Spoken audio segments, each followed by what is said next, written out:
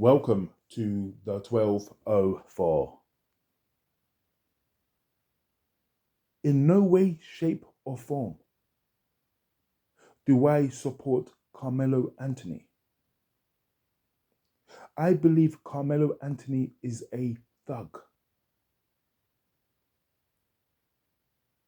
I believe Carmelo Anthony should go to prison for the rest of his life or a very, very long time.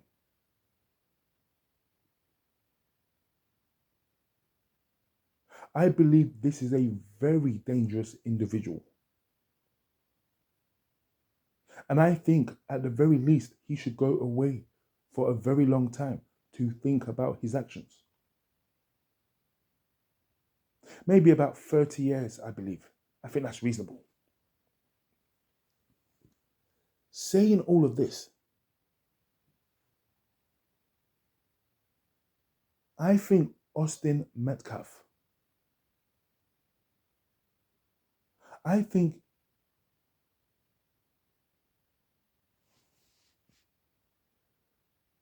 he was innocent in the sense of, he wasn't breaking the law.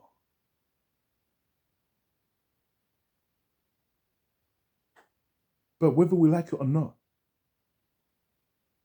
his behavior that day unfortunately caused all of this.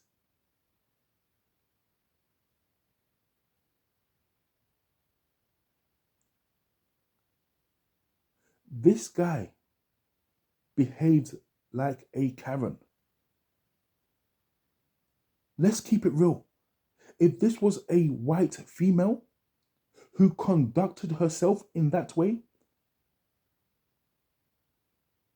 this would have been a video.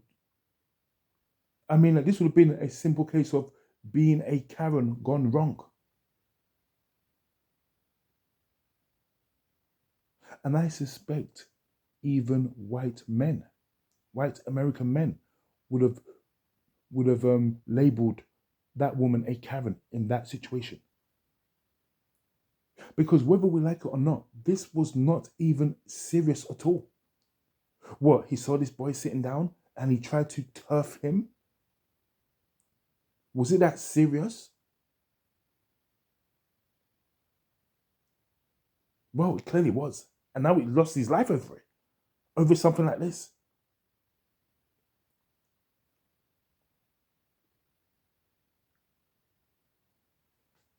Listen, nobody wants their child to be a victim. You always want your child to stand up for themselves. I can imagine it will be heartbreaking to see a child being bullied, to see your child being bullied or hear about your child being bullied. So in an ideal world, you will always want your child to defend themselves and stand up for themselves.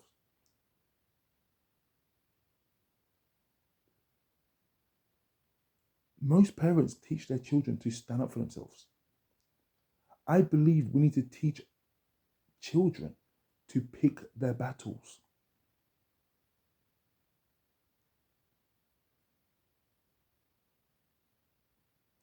Certain battles are not worth going to battle over.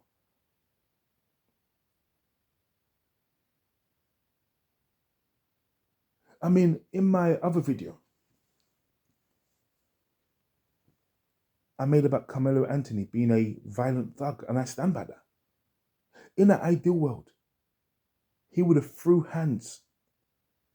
When he told Austin, listen, rude boy, if you touch me, see what happens. In an ideal world, that would have been nothing but a good old-fashioned fisticuffs. Unfortunately, the reality of the situation is this. This is not a boxing ring. There is not rules of physical engagement. There is not a referee in the ring. This is the streets. And you may decide that you want to engage in a fair fisticuffs. But that person, he may have different rules. And the last time I checked, there is no referees on the streets. So you cannot put hands on somebody and then get to dictate how that person reacts. Now, mind you, I'm saying this as somebody who believes that Carmelo Anthony was bang out of order and should be in jail for the rest of his life, or at the very least 30 years. So this is not me trying to defend Carmelo Anthony at all. So listen, don't come for me over that, because I'm not having it.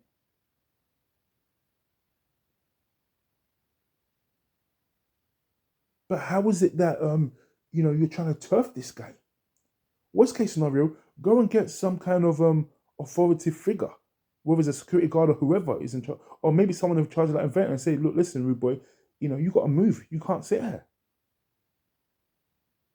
So you ask him to move, he says no, and then you then decide to go and eject this guy, like you're some kind of overzealous nightclub bouncer.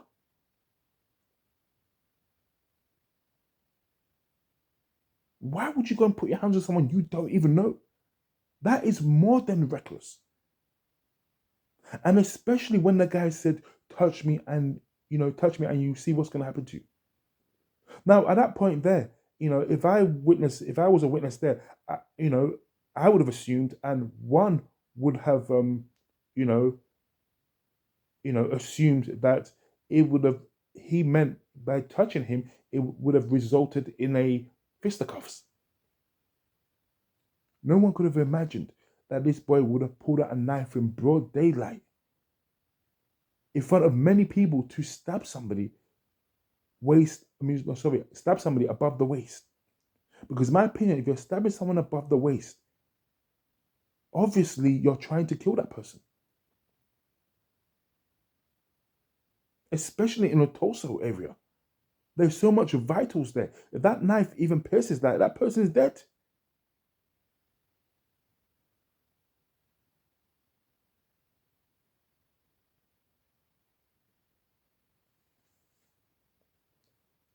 Touch me and see what happens. Then Austin has went to put hands on him. That was foolish. You should not have done that. It wasn't that important.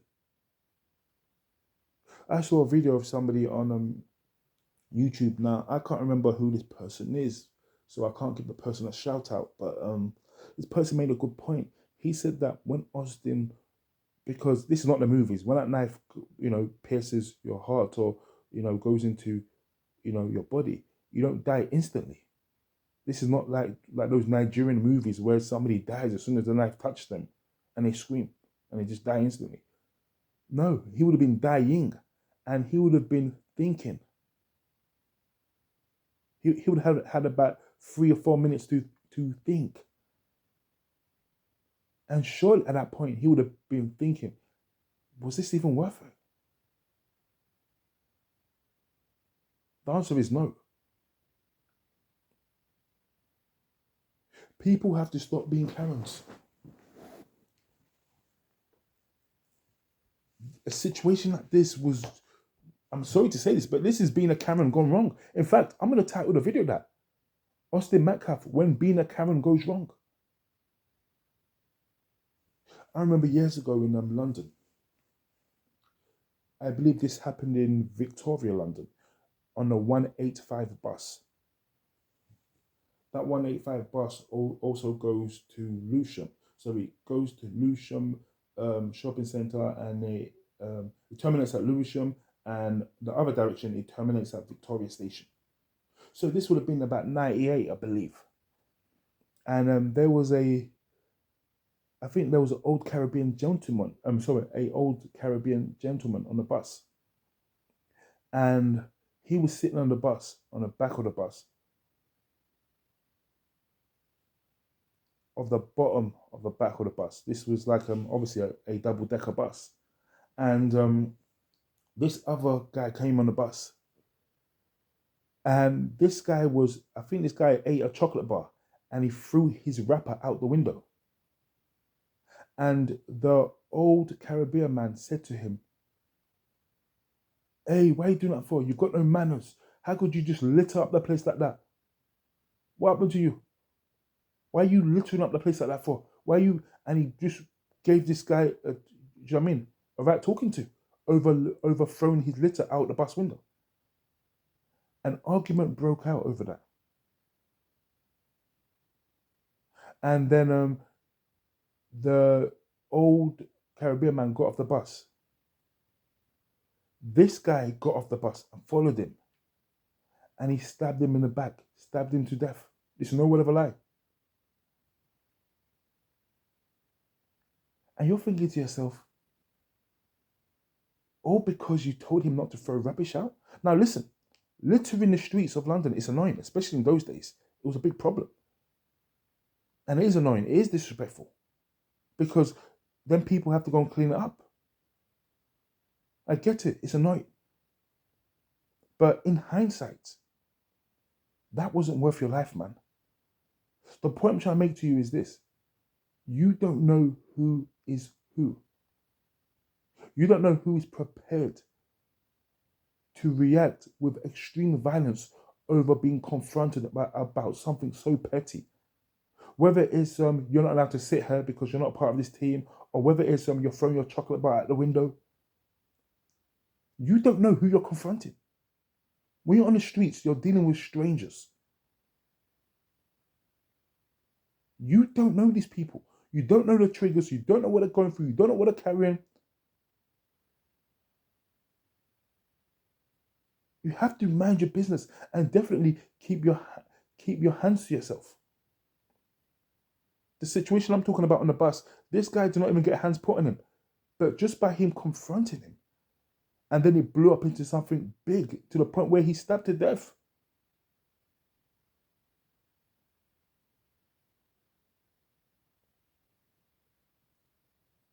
My thing is this. Now, with the Austin situation, confronting this guy verbally would have been more than enough. Okay, he's not willing to move. He's then telling you, listen, rude boy, I'm not moving, so you need to up the ante if you want to move, if you want me to move. At that point, then, he should have stood down.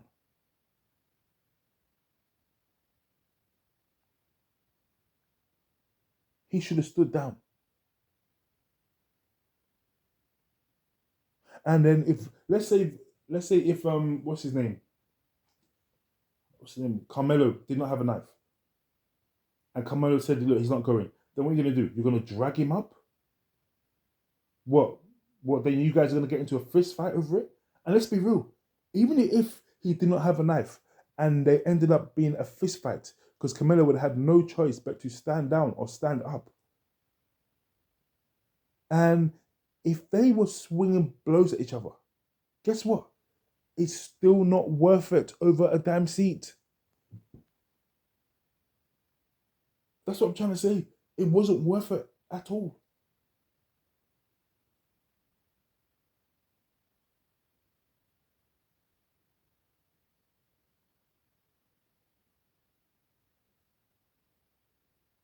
This guy, unfortunately, with that mentality he had, this was always going to be something that could have happened to him, especially in America.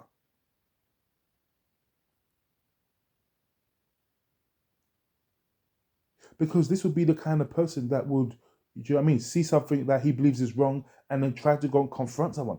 And in a place like America, where you got all these idiots that carry guns, what do you think is going to happen? You got to mind your business, man. That wasn't important enough.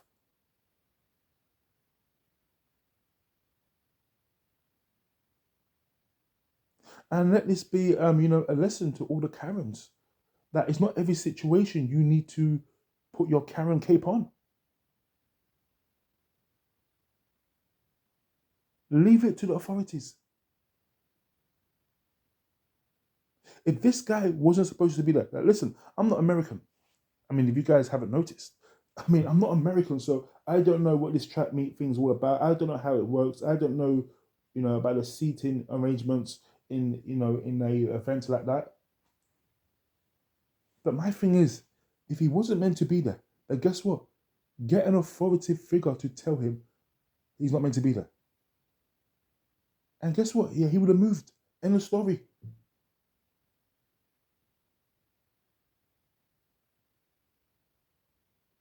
It was just senseless. Let me tell you one thing right now. What Commander Anthony did was senseless. But let's keep it real. This Austin was also he also participated in this senseless act because it didn't make no sense for him to try to get physical with somebody about that. We've got to be real here.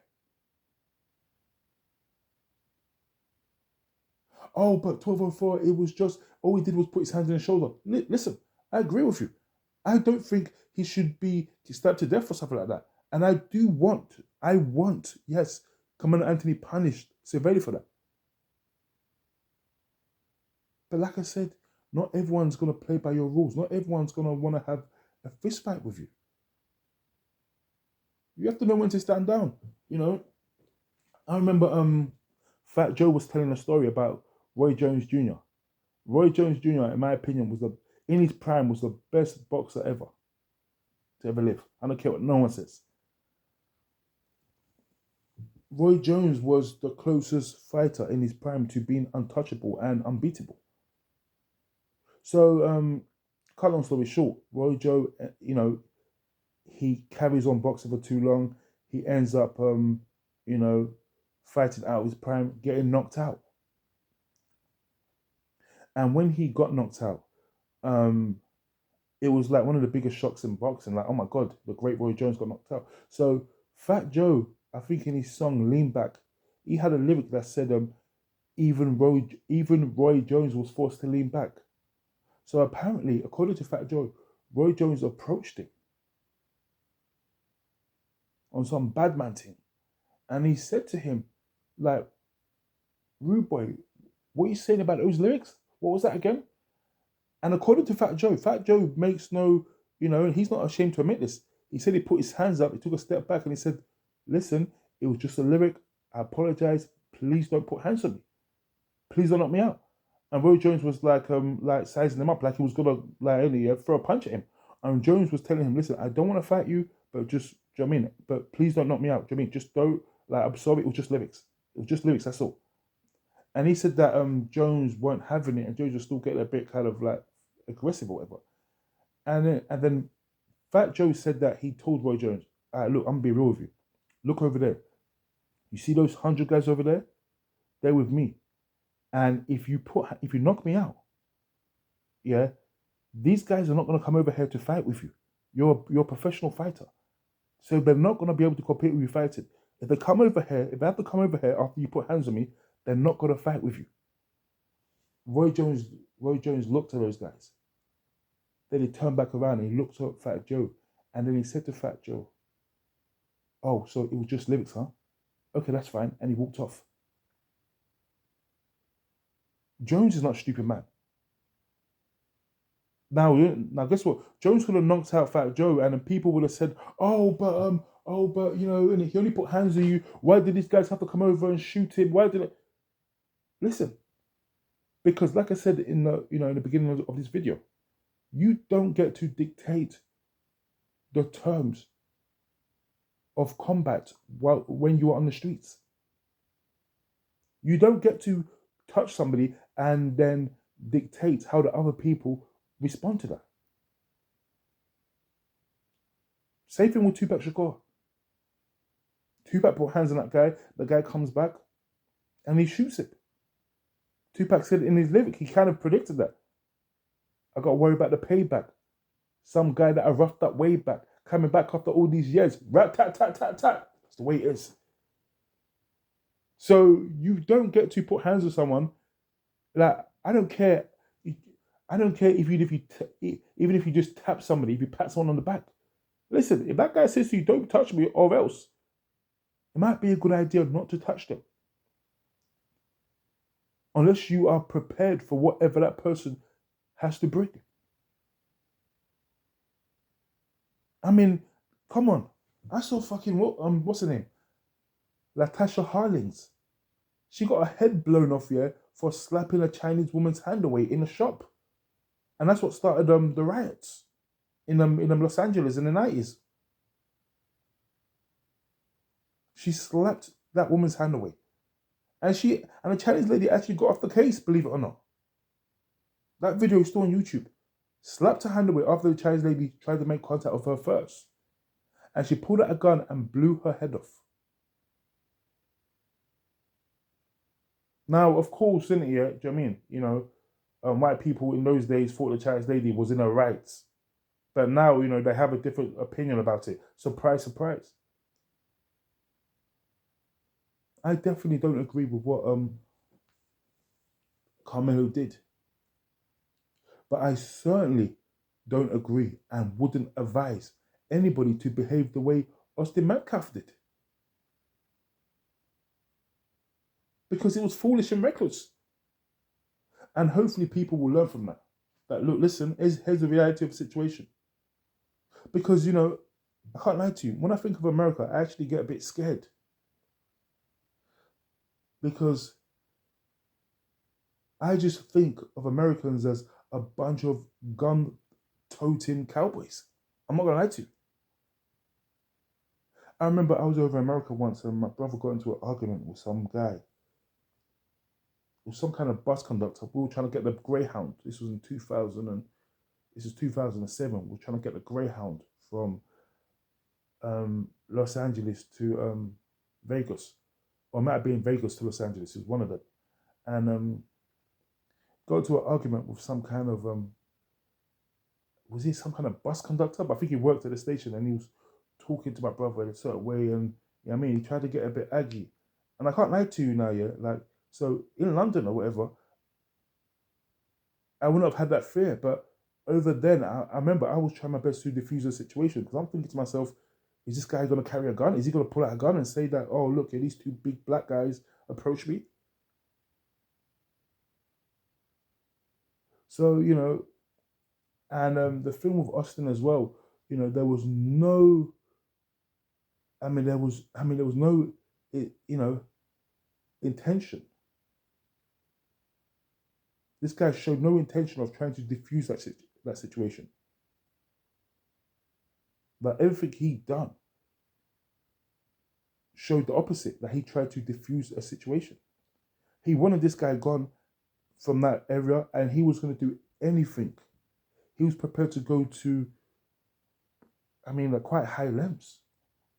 I know you guys might not see it as something big, but listen, to walk up to someone you don't know and to make physical contact with them, to me, is a very, very big deal. And it's a very, very reckless one too. Keep your hands to yourself and mind your business. And don't be a Karen.